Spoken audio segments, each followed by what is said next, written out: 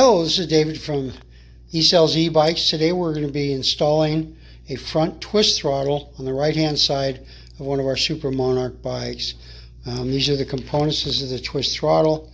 This is a plug that goes in to there, and this is the new hand grip, and then we're just going to be using a 4mm wrench. That's the tools will be required. One moment. First thing we locate from the old thumb throttle is the plug that we're going to be attaching the twist throttle to. We'll just leave that open. The next thing we're going to be doing is we're going to be loosening the shifter. This is the Shimano Diori, best we can buy, and just going to go ahead and loosen that up, and then I'm going to go ahead and loosen the brake handle. So all these components can slide forward and out of my way. Go ahead and pause. The hard part comes because we have to take the hand grip off the bike. So I'm just going to sit here and struggle with this, and we'll be right back. So now I'm just going to insert the twist throttle, slide it up, and it's a little plastic insert, keeps it centered.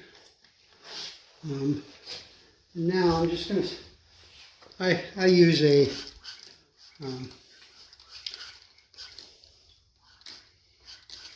isopropyl alcohol to help me insert these on, and let me slide all the way up. Just going to grab a rubber mallet here and make sure the handle's all the way on.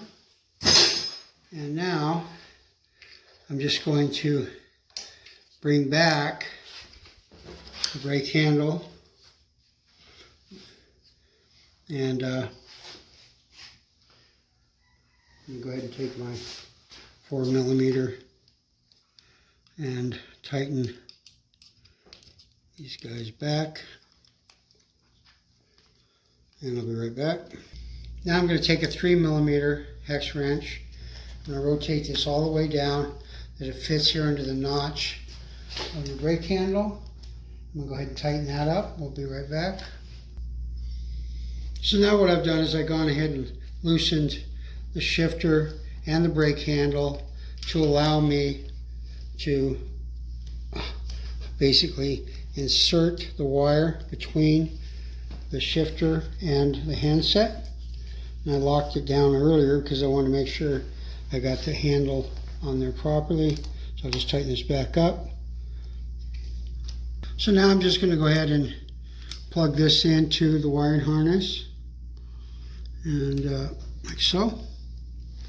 And I've already turned on the display, and I'm just going to go ahead and